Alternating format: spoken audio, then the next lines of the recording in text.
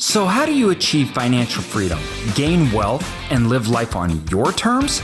That is the question, and here's the answer. I'm AJ Osborne. Welcome to Cashflow to Freedom. Welcome to Cashflow to Freedom. I am so excited to have Neal join with us today. He brings just a massive wealth of knowledge. I had a little while ago a long discussion on markets, what's going on in the investing world and real estate, and I was pretty blown away at his knowledge and what he could bring to the table. So I am so excited to have him with us. So with that, bring him on. Thanks for having me on the podcast, AJ. I'm thrilled to be here. Yeah, I appreciate your time, and I appreciate our conversations that we had a few weeks ago, talking about what's going on. And we're in such a transitional period, I feel, in the marketplace in general. And, I think that's most of the questions we get from our listeners is where to invest. Is it the right time to invest? A lot of people are nervous because we've been in such a long cycle upwards. But before we get into that, why don't you tell our listeners a little bit about you, your backstory, and what you do? Awesome. So I'm not real estate royalty. I haven't done 1,000 loans. I haven't done 100 flips, anything like that. I'm a technologist, and I got into real estate in reverse, AJ. Most people will start with a single family rental.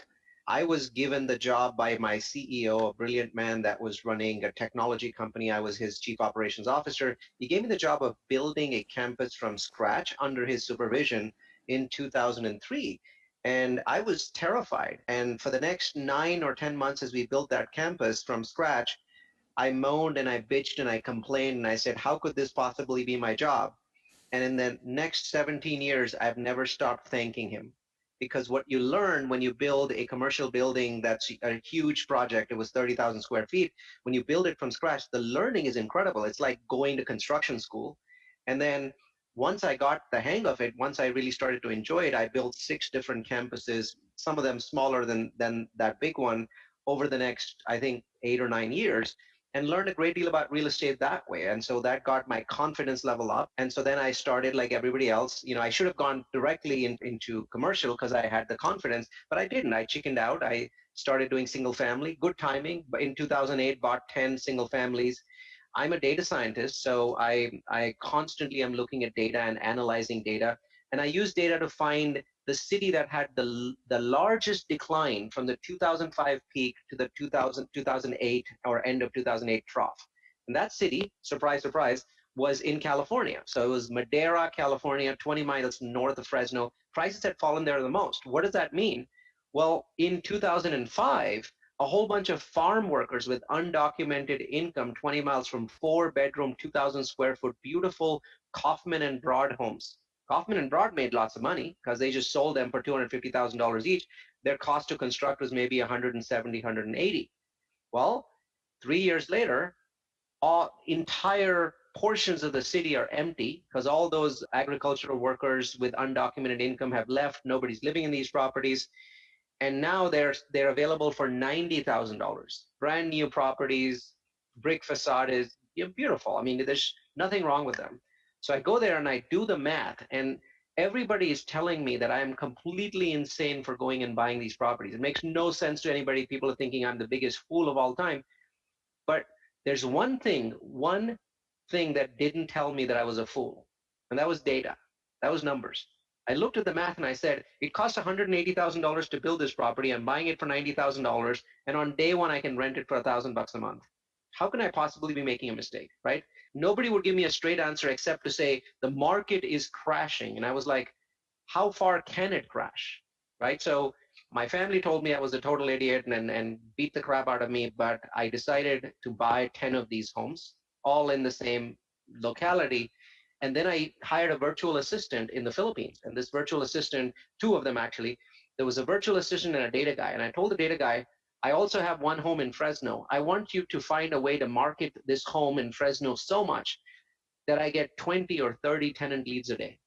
And then I told the Filipino girl that was picking up the phones from all those ads that the data guy was putting on, I want you to redirect all of these people that are looking at my Fresno homes. I want you to redirect them to the Madera homes 20 miles away. Tell them the story. It's $500 less. It's a 20-mile drive, but there's no traffic. And look at the beauty of these homes. Look at this website. Look at how huge these homes are. So you're going to get 600 square feet more of space, and you're going to spend $500 less and live in a brand new home. Do you want to do that? Just, I can show it to you any day, anytime. Before I knew it, all of those homes were rented out. So I had $10,000 in cash flow coming in on properties that I really hadn't paid much for, right? $90,000. They were all leveraged. So I basically put in maybe 200 grand at the most. And I had $12,000 in cash flow immediately. Today, that cash flow is over 20,000. As you can imagine, rents have gone up a great deal. So that gave me a lot of confidence that what I was doing was making sense, and using data and using analytics made all the sense in the world. So I started to build on that. I started to develop metrics. Now it's a course that about 10,000 people a year take. So I started to develop real estate metrics that basically said, if you go into areas with population growth, job growth, income growth, home price growth, and these other metrics, I developed these metrics, and how much of each kind of growth did you need over what time? I developed those metrics, and I started teaching them at meetup groups that I was holding inside of that technology campus. I'm still a tech guy. I'm still working a day job. There's no investors. It's just me. It's my money. But I started to share all of these things that I was doing with armies in the Philippines, and doing data analytics and figuring out metrics and figuring out the best cities and neighborhoods in the US to invest in. I started doing meetup groups, and that was, I think, 2010, 2011. And what was interesting is I thought maybe 5 or 6 people are going to show up in an evening to listen to this data geek guy. But I was the novelty. There was nobody else in the Bay Area like me. Like, there was this data guy that basically talks about all these things and how you can make money, and he's not trying to sell anything. And so before I knew it, huge numbers of people would show up at that meetup. Sometimes 100 or 200 people would show up to listen to me. And so I kind of became a micro celebrity in that area. And then people started calling for podcasts. I've now done 100. People started calling to invite me to conferences to teach there. And I'm like, this is cool. Maybe this can be my new career when I sell my company. So when time came to sell the company in July 2013, I had a ready-made career, and I went straight into it, started buying really large multifamilies using my metrics, and it's been good. So 500 plus investors, the overall portfolio is over 300 million. Last year, we did 187 million in properties, mostly large multifamily, some student housing, some glamping resorts, and one storage project, so self-public storage project. So that's kind of the short version there, AJ. Do you manage them yourselves also? So what I do actually is very unique. I've never seen anybody else do it. So just let's say you were buying a multifamily property in Atlanta, right? You would get a proper Atlanta property manager, and they'd have 4 or 5 people working at the property, right? That's typical. I do the same exact thing, AJ. But then what I do is I bolt a secondary management team on top of that PM. So I have two property management teams. One that's local, and then one that's in the Philippines. That secondary management team, its job is not to reduce any cost. None of the people at the property are spending less time. So my expense structure looks exactly the same, right? In fact, it cost me $10,000 per property to bolt that layer on. So what does that layer do? Well, imagine if you had unlimited amounts of manpower in the Philippines, and they were generating massive lead flow. They were posting on Craigslist 10 times a day. They were posting on Facebook Marketplace 20 times a day. They were finding ways to penetrate Zillow and Trulia and Rent.com and Rentler and Show Me the Rent and 50 other engines, and figuring out how to get 20 listings, not one per property, but 20. And so imagine that they ended up with 40,000, well, not 40,000, I'd say more like 25,000 tenant leads a year. None of those would be useful because no property manager in the US can actually process tens of thousands of leads. They don't have the manpower to do it. But imagine if there was also a call center in the Philippines that was open 13 hours a day, 7 days a week, staffed with rotating staff, that was processing incoming tenant leads in real times, 80% of them within 5 minutes of the incoming lead coming in, and scheduling appointments. Imagine what that would do to your occupancy, right? That is what I do. So I have basically 2 property management teams. They do a lot of other things. They do delinquency management, reputation management, renewal management, community building. Over time, we've expanded them to do all of those things that really improve retention and profit. But when we started out, our focus was simply this: Let's generate a truckload of leads and let's process them in real time and get more people into the property so that if I'm in a market where the submarket's occupancy is 92%, I'm going to be at 98. Well, you and I both know that most of the profit is in the final 6% Yep. because there's no expense related to that, Mm-hmm. right? Yep. So that's what I do. And I started with 2 people in the Philippines, and now I have 20 That's awesome. full-time. They're all full-time. They're all employees. There's no third party. They all work directly for my company. So you work on, and as me and you have discussed in the past, and the things that we're trying to do in self-storage with data and building the back end data reserves and aggregate all of this that helps us do things like dynamic pricing and capturing this small piece that most people may think is a small piece of occupancy and revenue, even though that makes the biggest difference. What does that make on the performance? So you're buying these properties, you implement, your system. What does that look like for the performance of the asset? So in general, and this is averaged across my portfolio, right? So some Mm-hmm. properties do better, some not as well. I've been able to raise occupancy on a 250 unit. I've been able to raise occupancy by about 3.5% on average. And I've been able to raise rents by about $30. If you express that in terms of NOI at a cap rate of about 6.5, we're generating over $5 million in additional value for every 5-year project. So if it's a project where investors put in 5 million bucks, we are doubling the value just from this add-on. The property obviously has its own benefits, Yes. and Mm-hmm. you're going to rehab it, and you're going to bump rents, you're going to do all of those things, Yeah. right? But on top of that, from this 3.5% increase in occupancy across 5 years and the $30 rent bumps, we're creating on a $20 million property, we're creating 5 million of additional profit. That is why this is not a cost saving initiative. I've never tried to save a buck. Yeah. This is really important, I think, for people to hear and understand. One of the things that we have in the self-storage industry that I speak on a lot is how technology is revolutionizing an asset class that thought that it was untouched by technology. It was so obvious to us in the self-storage industry because it acts more as retail. And we could manipulate on the back end algorithms from aggregators like Google, things like that, to find the best top paying customers, time frames in which we get them in, and then placing them, revenues, dynamic pricing, revenue management, which exploded. It was really obvious to me that. But when I talked to you, I was like, you're doing something totally different and you're doing it in a way that I'd never imagined doing it on the multifamily. You actually got me excited about multifamily, which the reason I was never excited about multifamily was because I couldn't find how I could get an edge. I think that's the key. I've always been looking for an edge, right? So I like doing this for multifamily because when I sign one multifamily lease extra over and above what I would have normally signed, that lease is typically worth $11,000 a year, right? And if I can keep that up for 5 straight years at 6 cap, I get about $165,000 of profit when I sell, right? So that's about 11,000 multiplied by about 16. That's 166 grand. That's really exciting. The key is you have to sustain it for 5 years. You've got to be on it every single day. That's why the call center is open 7 days a week, and it opens at about 6:30 Eastern Standard Time because a lot more of my properties are on the East Coast. I live in California, and then it runs until about 7:30 p.m. in the evening. So this is really about focus for 5 straight years to generate that cash. Now, But I need to back this up a little because I need you yeah, to help walk other people through. When you talk about this information funnel that you have, you're talking about, I look at it as multiple layers, right?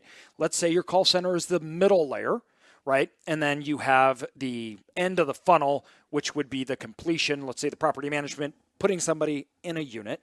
The yeah. call center is that middle, wider portion of the funnel. Mhm, Then the back end of the funnel is the data, right? mhm.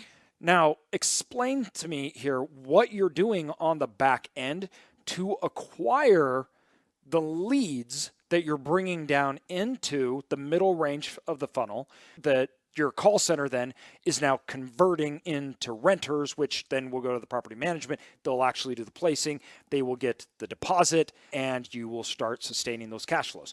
The first part of this funnel, the data. Explain to me where you're going, what it is, and how you find it, and how you're giving that information to the call center. Sure. So unless my analogy of the funnel is completely wrong, then correct me. Yeah, no, it's completely right. We call this Claysel. So you're talking about the 6 steps that we call Claysel. So lead generation is really the key, right? So we have a goal of lead generation per property. So every property in the portfolio, we want to generate about 4,000 to 5,000 leads a year. That's a lot of leads. You can't generate it by simply posting one Craigslist ad. So I'm going to give you multiple examples, and you'll notice that they have the same theme, right? Our goal is to look at an engine that people use for generating leads and ask ourselves, how do I get 10 times as many? Okay? Because I have this enormous amount of staff. So imagine people in the Philippines that spend all day long using VPNs or virtual private networks to mask their IP addresses so that Craigslist doesn't flag multiple ads. As you know, with Craigslist, you put the same ad twice, it's going to flag it immediately, right? But what if you had different ads with different virtual phone numbers and with different subject lines, and you were putting those ads in using VPNs? One VPN logs in from San Francisco, one logs in from Los Angeles, and you're doing that throughout the day using a table, right, that shows you the ad. So you're doing this all day long, and now you're posting on Craigslist 8 times. And why would you want to post on Craigslist 8 times? What's wrong with one ad? But the answer is, on engines like Craigslist, Zillow, RentLinks, your ad's only visible for 1 to 2 hours, AJ. After that, it's on the 5th page where nobody will ever see it, right? Because in today's ADD culture, people are just looking at the first page. They're not even going to page 2, right? Doesn't but exist. What if you were posting every 90 minutes, 12 hours a day? What if you were doing that in a way to catch you? And what if you were doing it not just on Craigslist, but on 15 engines? Now, are Zillow, you talking? Dumper, So you're talking about posting on like frequency of posts across multiple platforms, not on an individual platform. So not just on Craigslist. You're saying, okay, we have these 7 different platforms, and we'll just keep posting them, as frequently as possible. Frequency is one thing. Refresh is another. So RentLinks is a platform that allows you to click the renew button. When you click the renew button on a listing on RentLinks, it goes back to the top, right? So they don't think that anyone could be mad enough to have full-time people clicking the renew button every 90 minutes. As it happens, my moniker in the industry is the mad scientist of multifamily. So I have full-time people that are clicking the damn renew button 8, 9, 10 times a day. So now they found somebody that's mad enough. That's right. So sooner or later, they'll close that loophole and open another one. Here's another loophole. So there's 3 facets to our scale, our 10x scale. Number 1, frequency.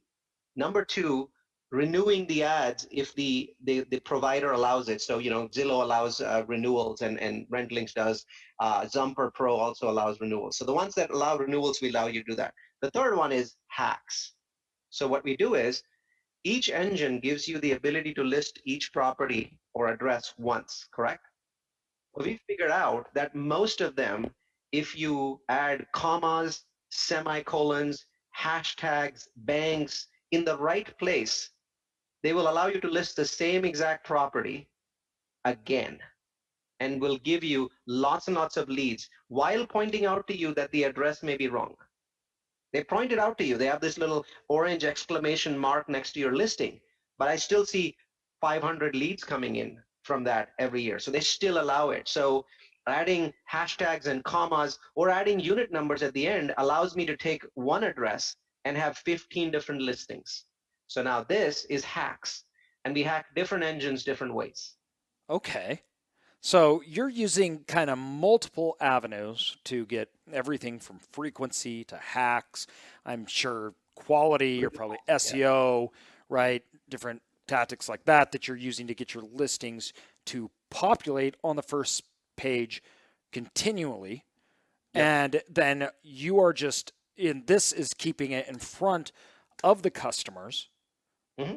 And then when your customers click in, What is, I think a lot of you're generating large amounts of potential tenants. Now, out of these large amounts of tenants, they go through now to the call center. So now we want to call, what is the qualifying process that you have? Are you looking for a certain person? Or you have in Yeah, mind? Okay, explain that. absolutely. So I'm going to get myself in trouble with fair housing here. So as you can tell, if you have individuals, if you've got, let's say a young man in his 20s, and then you have a family of 4 people, every landlord will tell you, I want the family of 4 people, right? Because the family of 4 people will stay 2.5 years.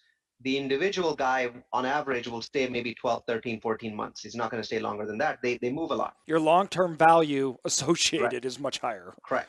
So fair housing says, well, you've got to give it to the young man if he came in before the others. But what if they came in on the same day and you only had one unit? Fair housing then allows you to make a subjective decision. It gives the power to the property manager. Therefore, my goal is to bring in the sweet spot tenant so often into the property that the property manager can abide by fair housing laws and still pick the people that will stay the longest and have the highest credit rating, have the best landlord reviews. I want to give them a buffet of choices so they can legally pick the right ones. And what is that process? The lead goes, hits the Philippines. The moment it hits there, they're always looking at the latest lead. So whoever's off the phone looks at the latest lead, immediately calls the lead back, usually within 5 minutes, 5 to 10 minutes, talks to the lead, pre-qualifies them. We want to get rid of the bankruptcies, and we want to get rid of the people that, the credit is 300, or I have no, down payment, I don't have deposits. Well, obviously the goal is to get rid of that, because they waste so much time, for the property manager. So we go through an entire pre-qualification process with them, and then we schedule them at the property, right? And then we do something that most properties don't do. Text reminder again saying, thank you for your call yesterday. We're looking forward to seeing you at the property on Friday at 10 a.m. And then on Friday at 8:30 a.m., 90 minutes before, we repeat the text. If you don't send these 2 texts, our show rate is 30%. If you send the 2 texts, it's 40%. Let's give some context to your process. I know a lot of people are listening to this going, oh, great. So is this what everyone does? So for those people that are not in multifamily right now, they're looking at getting in. Normally, it's just if someone shows up, you give an offering, right? There is no follow-up. There's no sales process to get those tenants already in. No, I've seen it. I mean, I've noticed that some billion-dollar company that has some components of this, but as far as I know, nobody's ever used the Philippines the way that we have. So it is a rather unique process. And we go far beyond this. I mean, I could spend an hour on what they're doing, but if the person doesn't show up at the property manager doesn't have to do anything. He simply has to click a button in AppFolio, and off goes the team again, chasing that person to bring him back into the property, right? If the person comes in, looks at the property, shows interest, but for whatever reason says, I am not ready to fill out the form, guess what happens in the US? Nobody ever called that person again, right? The onus is on the tenant. In our case, the property manager checks off a box in the software, and off goes our team chasing him again and saying, you really liked the property. Why didn't you fill out the form? Oh, I was looking at this other property. Okay, I'll call you as soon as you're done with that one. I'll call you in 2 days, right? Chase, chase, chase, chase, chase. That's how you get tenants. Do you have historical data on the properties that you've acquired? And have you seen through the transition, a lot of the metrics that I look at, I'm looking at lifetime value. I know that if I can increase, obviously, revenue, and if I can increase the amount of time that is there, that brings a lifetime value per tenant. That's the whole goal, right? Talk to me more about the end result in you acquiring the property. Are you looking for, how distressed assets are you trying to turn around? Or are you like, no, I'm looking for A-class properties, and I'm going to get operational improvements? I've thought about doing A-class properties and operational improvements. I've never done that yet. So for the most part, I'm looking at C-class properties that are not distressed. They're occupied, but they're under potential. So they may be occupied at 86% or 84% occupancy. enough for me to get a proper Fannie Freddie loan. I don't want to be paying cash for a $30 million property, right? So I want to be able to get a full 83% LTC bridge loan. That's typically what I get, right? And to do that, you have to have about 85% occupancy, more or less. What I don't want to be buying is properties that are at 95 or 96% occupancy. I don't want to be buying, a Class A properties and doing operational improvement. I want to combine the bumps that I get from rehabbing units and getting maybe a $150, $175 bump. So I want that bump. And then I want my operational efficiencies to fill them up to the max, right? And I want to maximize both of those. And that works well with C plus properties and B minus properties. C minus properties, it doesn't work well. I have one of those. And while I'm able to keep that property very full, I'm not able to mess with its delinquency. It's still delinquent because the tenant quality is not good. So I try and stay away from areas where the delinquency levels are high, because that's not something that I can fix with my army. How long have you been doing this? Give me a time frame.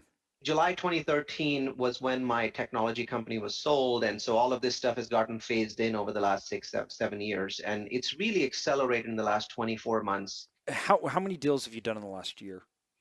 So last year was 7 deals, 187 million. Altogether, I've done 18 projects. So one of them is storage, and one of them is a glamping resort, and the rest are multifamily and student housing. Okay. What asset class has your process lent the most value to? Is there one that clearly stands out as this is easier to use, or? So I have applied it so far to storage, multifamily, student housing, and glamping resorts. Glamping resorts are a unique, asset class, and I'll say it works really well with glamping resorts, but they're very small asset class, so I'll leave it alone. So of those three, unquestionably the one that it's worked the best for is multifamily. With storage, the downside has been the ticket price. You see, with storage, you've got an $80 ticket price. So if the tenant stays on average for a year, you're looking at a $1,000 pop per sale. Whereas with multifamily, it's a $10,000 pop per sale. So I have these efficiencies of scale. I still have to pay people exactly the same per hour if they're doing, storage for me. So I looked at it, it works. So I think you'll be happy to know that it works. But the question was, what does it work for best? Far and away multifamily. Okay. And for a lot of people listening to this, where these things really, where the rubber really hits the road is what a lot of people haven't seen in the last 10 years. And that is competitive markets. And we started investing and we started buying up properties in the early 2000s, went through the recession, and people are worried about the recession, and I actually welcome it. I'm in fact, in most of our markets, we need it, because what hurts our industry and most rental-based industries, it's actually not the recessions, it's the oversupplied markets. It's that customers have too many options and vacancy rates skyrocket. And we see that in self-storage right now. So why I love this conversation and why I think you bring so much value is that you are a competitive advantage for the asset class that people need to start thinking, how am I competing with the 8 new projects of multifamily that have just come down the road? And, we've talked about, some of the different markets, which we'll get to in a minute, but most of the best markets are booming with building. Yeah. I mean, they are building everywhere, everything like never seen before. And that's where a lot of people get nervous. They should. That's what I believe should. For me, a recession comes, we just make money, supply limited, and then that gives the existing products less competition, higher demand, fills up, but in cheap money, good economy, which we've seen so long, we're having a glut of supply brought in. That's where you stand apart. Particularly I see in the multifamily space and also the other asset classes. But when you're dealing in markets, do you see a clear competitive advantage? I mean, is your occupancy, what's the spread that you're seeing? As I said, I'm able to do across my portfolio about 3.5% compared to taking the teams off. And it's actually very easy to calculate. We typically will not immediately enforce the teams when we buy the property. We want a quarter or two to pass so that we have a benchmark. Like this property, runs here. And then I put the team in and I wait for about 3 to 4 months. And then I see the boost, I see the difference. And then I use that to calculate my additional net operating income on that property from my boost. And so it's very substantial. And honestly, AJ, you've hit the nail on the head. I'm doing this because I fear what's happening in the multifamily space. 290,000 units of multifamily new construction are being delivered in 2020. And there's no way I can maintain my occupancy the same as 2019 because demand is around 200,000 units, but 290,000 are being delivered. Well, those 90,000 units are going to drag down rents and occupancy both at the same time. And the only way for me to keep it up is to have an army of people. And people might, a lot of your listeners may not get the minutiae of this. People might say, but Neal, how can you increase rents by bringing in more tenants? Isn't there a rental value? Well, here's the good news. Whether it's the storage market or it's the multifamily market, we're not selling a car. We're not selling a white 2018 Corolla. There's no actual value, right? If a person comes in and they like the color that's on the wall of your unit, or they like the fact that it's on the third floor, or they like the fact that their kid's school is on the other side, or their sister-in-law stays in your property, the value of that unit to them is $50 higher or more, sometimes $100 higher, right? So every single unit and every single property I've had is subjective, right? It's very subjective. So if you have 20 people coming in and looking at a unit instead of 5, you can definitely get $50 more. Yeah, a lot of people don't understand that this stuff is simple supply and demand. And how, when you work, in the self-storage market, it's a box. And the variance in revenue between two different facilities is astronomical. I mean, you can go a mile down the road and one has 40% more gross revenue than the other one. But once you get in oversupplied markets, it becomes very difficult to do anything with that because it's just a glut. And so everyone then starts scrambling. You start looking for edges, but how people get an edge is they just give discounts and drop rates. Well, that is not an edge. It's an edge, but it's an edge to a knife that you're catching, and it's going to hurt. And so for us in the real estate space, when you're looking at value creation, most people, when you're coming onto the market currently today, you are buying assets in the sub 6.5 cap range. And at the top of the cycle of rate increases, so we've had double, in some markets, like we've mentioned, the Boise double-digit multifamily rental rate increases. So you're buying this after years, and then you're also buying at a high occupancy. Now, at a 5 cap, what are you going to do to keep that value? How are you going to keep that value when you have an oversupplied market and then a recession? You're the only one that I've ever talked to that seems to have found a way to say, I have a business model to sustain cash flows independent of market cycles, which is that's because very I'm creating artificial demand. You see, I am boosting demand because when I look at the demand in the marketplace, one thing that I realized a long time ago is, okay, there's 6,000 units in the market and there's 5,500 units of demand. One way of looking at it is, well, supply is 10% higher than demand. That's bad news. Another way of looking at it is, there's 5,500 people in this market that could potentially be renting my 200 unit facility. So I actually have 27 times as many renters as I need. All I need is visibility. So if I could make myself 10x more visible, I create my own demand. And that's what I'm doing. Yep. No, I love it so much. That's exactly where we are in the space. And we talk a lot about this, and it's, your competition's irrelevant if your customers can't find them. And, large companies too, why this is so relevant in today's market is in storage specifically, this is the name of the game.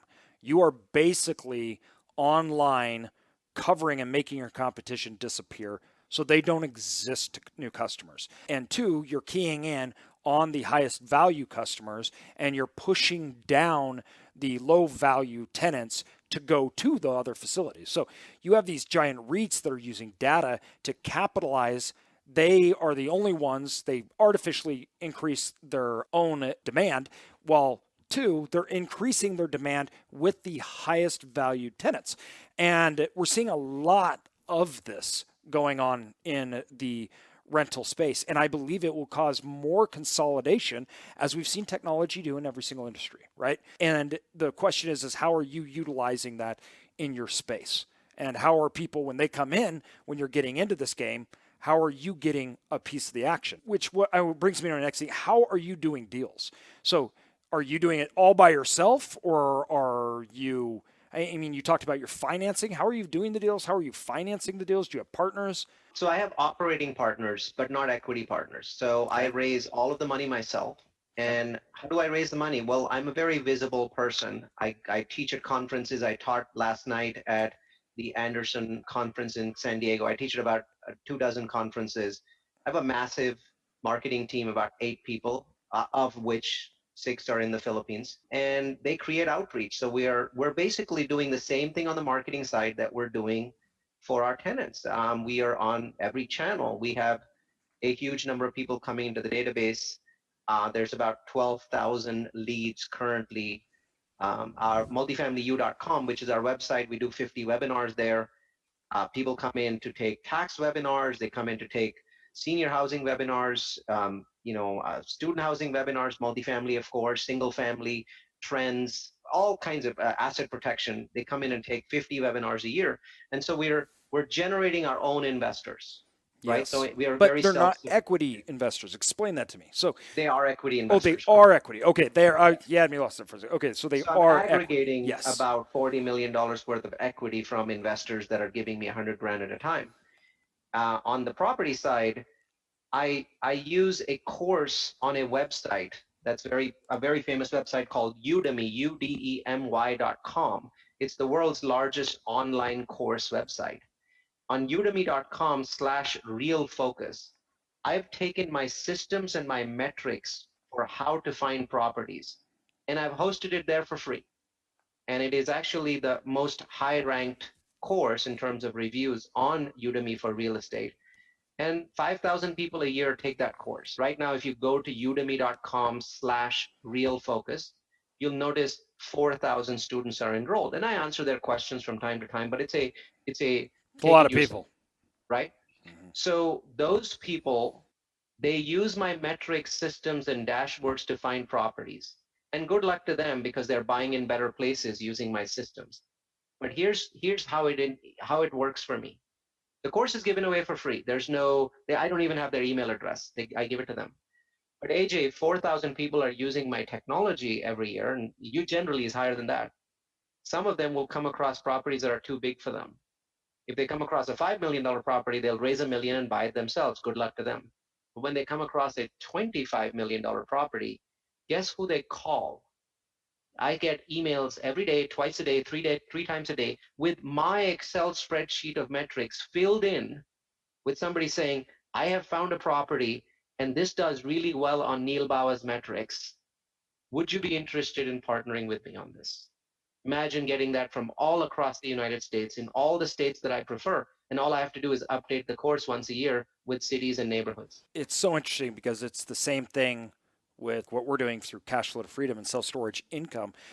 We're building an opportunity funnel. Like you, we are practitioners of I make my money through investing. I buy underperforming facilities, we turn them around. This time, just like you have a funnel for your customers, right? You also have to create funnels for opportunities and Yeah. properties and everything else. And I love that. And I love talking openly about it, because I don't have some $100,000 course I'm trying to funnel people into. I'm actually trying to funnel in opportunities for me to purchase Right. and do deals with.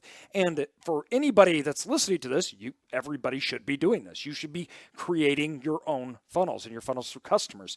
Now, you talked though really quick about here markets, and I want to get and I want to get into this. What makes a good market? What markets you're looking at?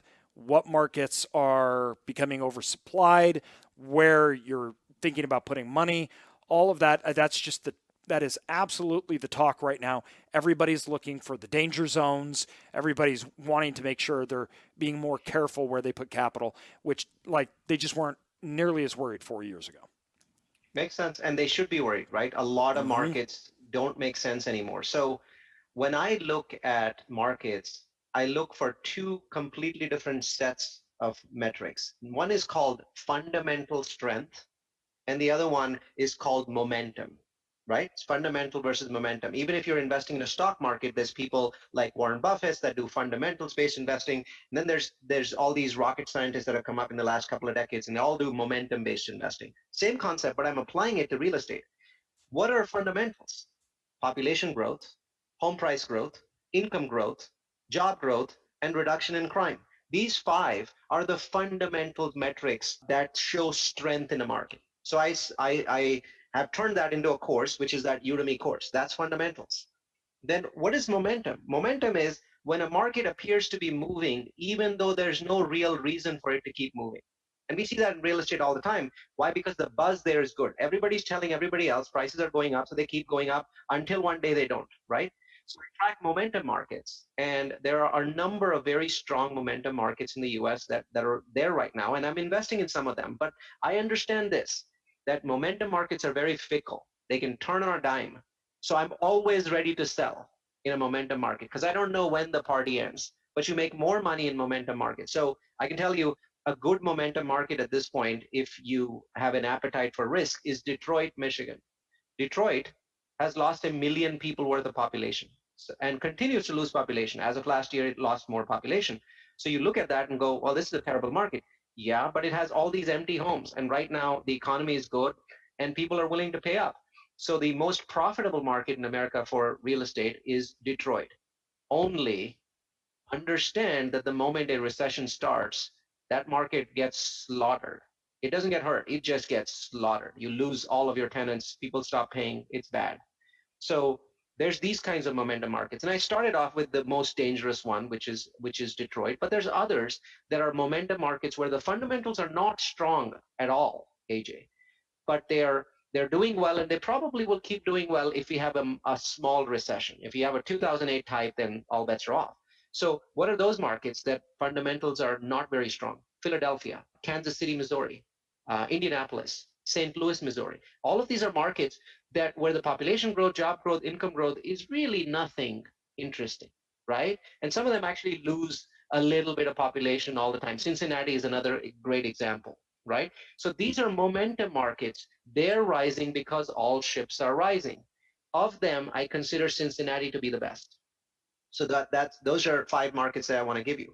Then you have markets where the fundamentals are strong, but the problem is they've risen a lot. So let me give you an example of markets where the fundamentals are really strong, but they've risen a lot. So you got to be careful. The biggest one is Denver. So of all cities in America, prices compared to 2005 have risen the most in Denver. So that's a market to be careful of, but its fundamentals are very strong. All the tech economy and all the other stuff that's happening. So it could keep going for a while, but you have to know that you're really paying in an expensive market and you're paying up. If you don't want Denver, another market that has strong fundamentals that's gone up a lot is Orlando. So is Nashville. So these are strong markets. There's reasons why people are investing in them, but they're really, really expensive. So what I'm doing now, Phoenix is another good next example. Really strong market, has reasons to be strong. Dallas is another one. So what I'm doing now is I'm pivoting and I'm going to markets that are 20, 30, or 100 miles away from these markets with very strong fundamentals that have gotten expensive. For Phoenix, I'm looking at Mesa. Mesa is 30 miles away, very fast growing itself, but definitely cheaper than Phoenix. I'm also looking at Tucson. Tucson's 90 miles away from Phoenix, but there's so many people frustrated by the high price rises in Phoenix that they've started investing in in Tucson. And so Tucson has decent fundamentals, not awesome like Phoenix, but all the money from Phoenix is moving to Tucson because it's cheaper, right? So I look at metros like that. I don't invest in Denver, but I'm looking in Colorado Springs. I don't invest in Seattle, but I'm looking in Tacoma and Olympia, right? So I'm looking at these secondaries that are very close to these superstar, fundamentally strong primaries. What I'm trying not to do is like for Orlando, Lakeland is about 30, 40 miles away. That's a great market to look at in Florida. It's also 20 miles from Tampa. So it obviously has dual benefits on both sides. I think those are the sort of markets that people need to look at today, especially if the market has something known as suburban. So millennials don't like suburbs. They like urban suburbs. They like to go into a suburb that has a downtown core, and they like to buy or rent close to that downtown core. So they want a mini downtown core. So if you're going into suburbs where cities are building these cores up, and they're small downtowns, right? So maybe like just 10 buildings or 15, and they've got some restaurants and other stuff. That's a really great buy. That's a great place to go to. You see a lot of those suburbs in Nashville. I was down there looking at properties, and there's suburbs that, they're not that far out, but you go down and there's this hip downtown, all the rental places, mini and you're downtowns, mini right? downtowns. Like And you're like, blocks. holy cow, it's buzzing. You're there on the weekends, everybody's walking around, and you're kind of going, this isn't even Nashville, and it's hot. People are enjoying. They're going out, and there's breakfast places. There's all sorts of stuff going on. Exactly. That if you want to ride a trend, because the millennials just came of age as our big, buying generation, that trend will last for 2 decades. So instead of going to suburbs, go to suburbs with urban. These are known as suburbans. Yeah. No, that's awesome. Awesome.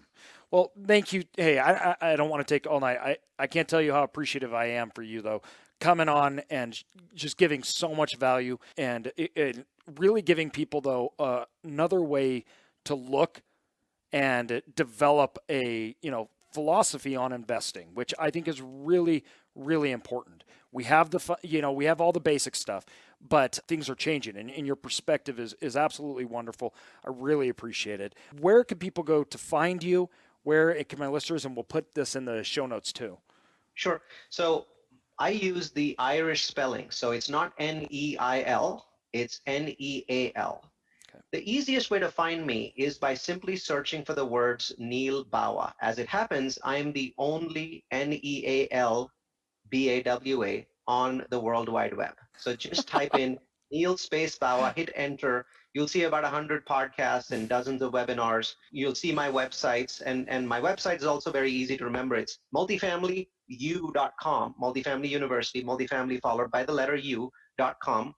I do about 50 data-driven webinars there on all sorts of things. I mean, all sorts of things. Anything that catches my fancy, I'll whip it up into a webinar. And so check that out. There's a real estate trends toolkit there with hundreds of research reports, trends like the one that I just talked about.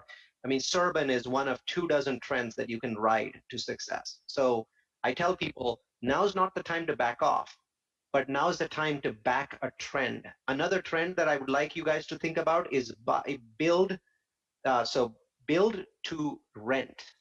Build to rent is a very powerful multi-decade trend that's only 2 years old.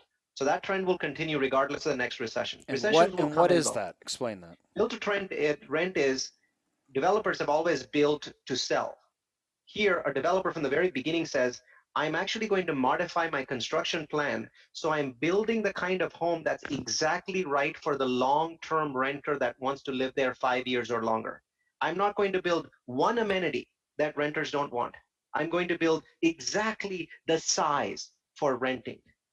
And I'm going to hold for 10 years, 5 years, 10 years. You can do this in a 200 unit, homes. These are all homes. These are single family homes. Or you can do it in 5 units. But once you realize what the right template is of build to rent, you're actually building fairly cheap homes, because you're not trying to sell the home to everybody. You're simply trying to sell it to that one renter that says, I cannot buy, my credit's not good, I'm making lots of money, I want to live in a nice community for 5 years or 10. Imagine no churn. The tenant pays 25% more than he would pay at an apartment. In an incredible market. That's just fantastic. Well, we are going to have you on again. Thank you so much. I appreciate it. And everybody, go follow Neal. Look at his stuff. There's so much that he offers. Thank you. I really do appreciate it. Thanks, AJ. Thanks for having me on the show. Absolutely. Thanks everyone for listening to this episode of Cashflow to Freedom. Be sure to subscribe to us for more and feel free to check us out at cashflow2freedom.com or find us on Instagram and Facebook. And also, if you could leave us a good review, that would really help us continue to build out our content and our community. Thank you so much.